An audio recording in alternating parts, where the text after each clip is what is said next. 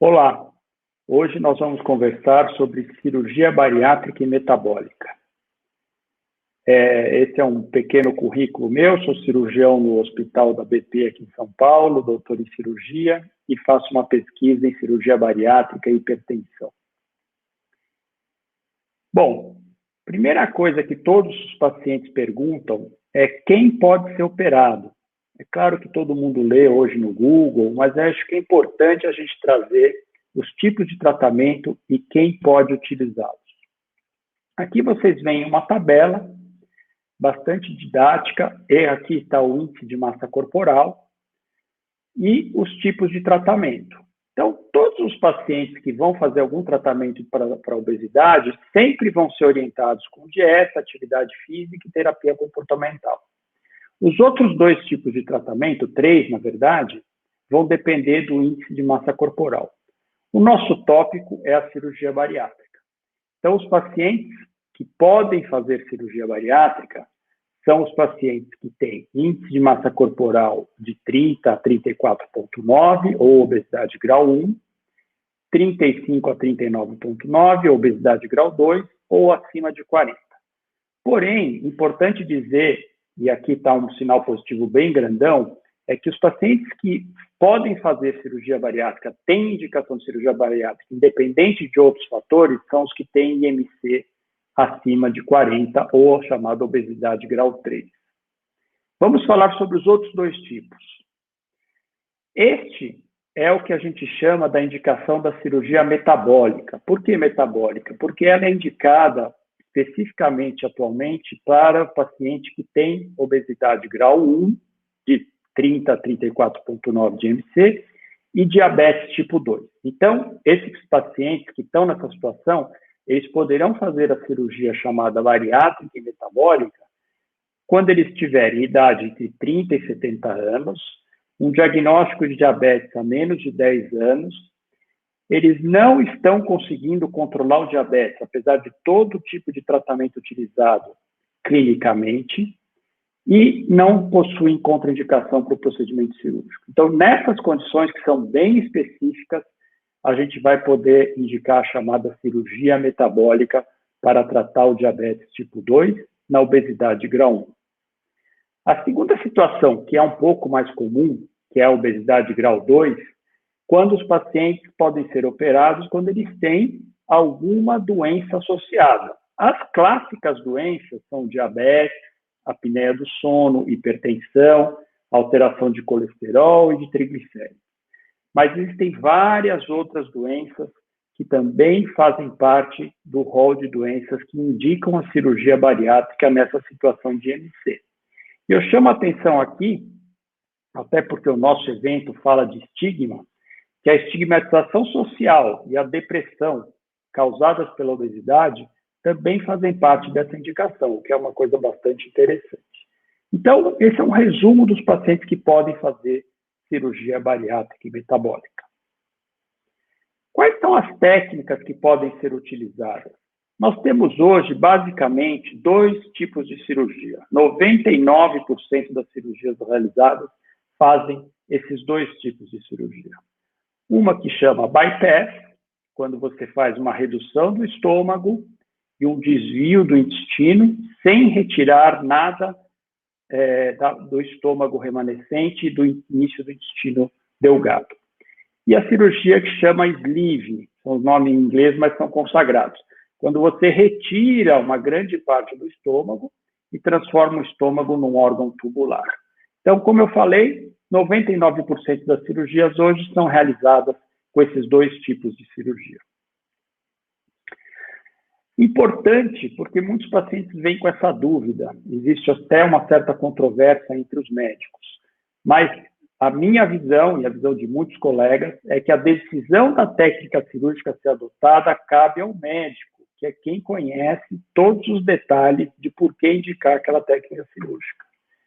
Claro, como em todas as doenças, o paciente deve ser ouvido ou ouvida sobre suas preferências, e o médico deve avaliar essas preferências frente ao quê? Principalmente ao grau de obesidade, às doenças associadas e ao quadro clínico geral, para tomar uma decisão bem fundamentada. Então, o médico é o responsável pela indicação do tipo de cirurgia, mas sempre levando em consideração os fatores que eu falei. Quais são as diferenças básicas entre as duas técnicas, além da diferença anatômica, né, de um desviar o intestino, o outro não, que é essa principal diferença aqui. Um desvia parte do intestino, o sleeve não desvia. Mas existem algumas diferenças, e eu vou chamar a atenção para algumas delas. A questão das vitaminas e dos sais minerais, que é uma coisa muito importante e cheio de dúvidas dos pacientes.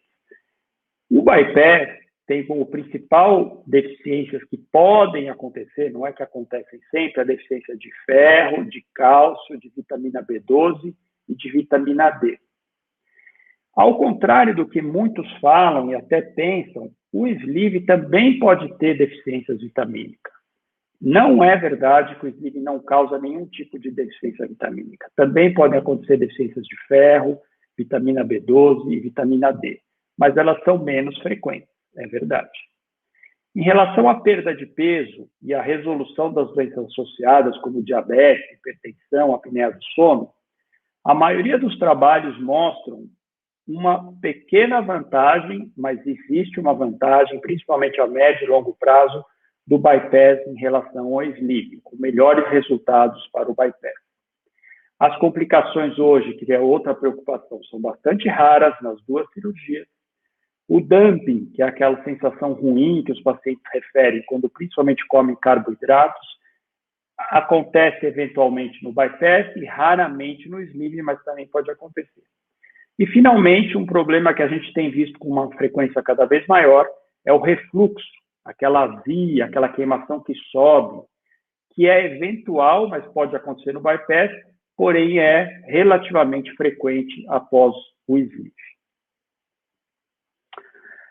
Outra coisa, nós estamos falando muito de estigma e de acolhimento. Então, eu queria chamar a atenção para vocês tomarem cuidado com o estigma da cirurgia bariátrica, porque ele existe. Da mesma forma que existe o estigma da obesidade, o estigma da cirurgia é um fato.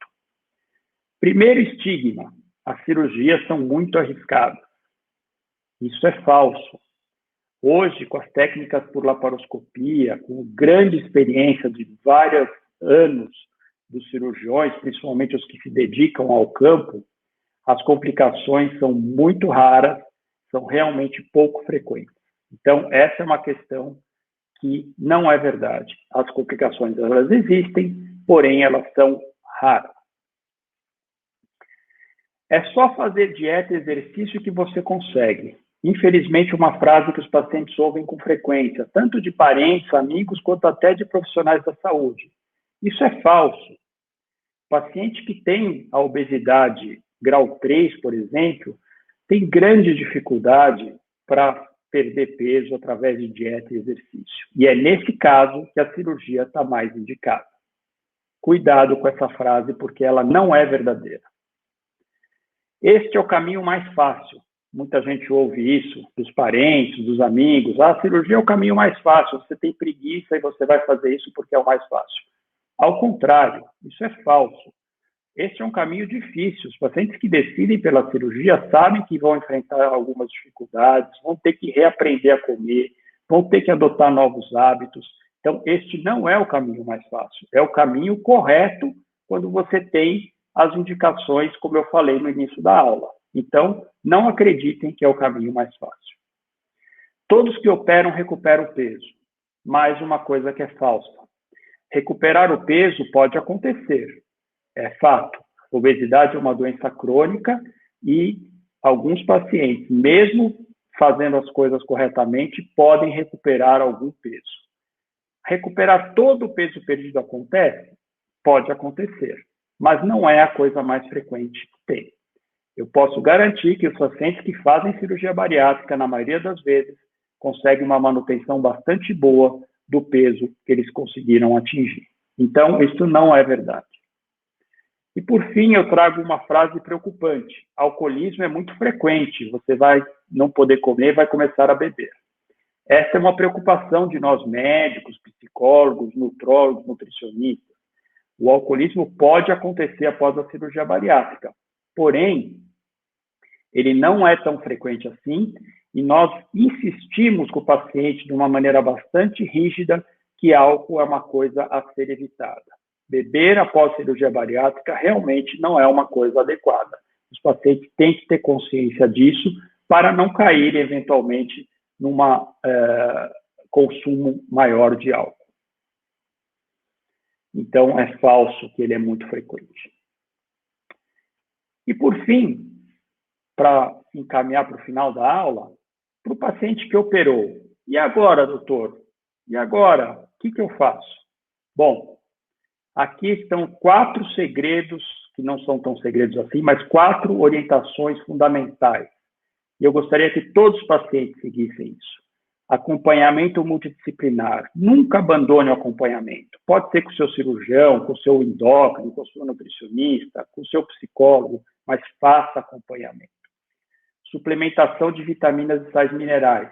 Muito importante. Não deixe de tomar as vitaminas prescritas pelo seu médico ou pela sua nutricionista. Dieta saudável e atividade física. Isso sempre, eu falei lá no começo, todo tratamento de obesidade inclui uma dieta saudável e atividade física. É fundamental para você conseguir atingir os seus objetivos e manter os objetivos alcançados. E não deixe de acompanhar o seu peso em casa. Não é para se pesar todo dia desesperadamente, mas uma pesada uma vez por semana, uma vez a cada 15 dias, sempre procurando a manutenção do peso que você atingiu. Se após a cirurgia, após a estabilidade do peso, você atingiu aquele objetivo e aos poucos você está ganhando peso, sinal de alerta. Volte com o seu médico, volte com o seu endócrino para conversar sobre o que pode estar acontecendo. Isso é fundamental. As perguntas, eu espero que tenham bastante perguntas, eu não consegui encampar todo o assunto, mas a gente vai discutir brevemente no período de discussão. Eu queria agradecer muito a possibilidade de estar nesse evento de obesidade em pauta, menos estigma e mais acolhimento. Muito obrigado.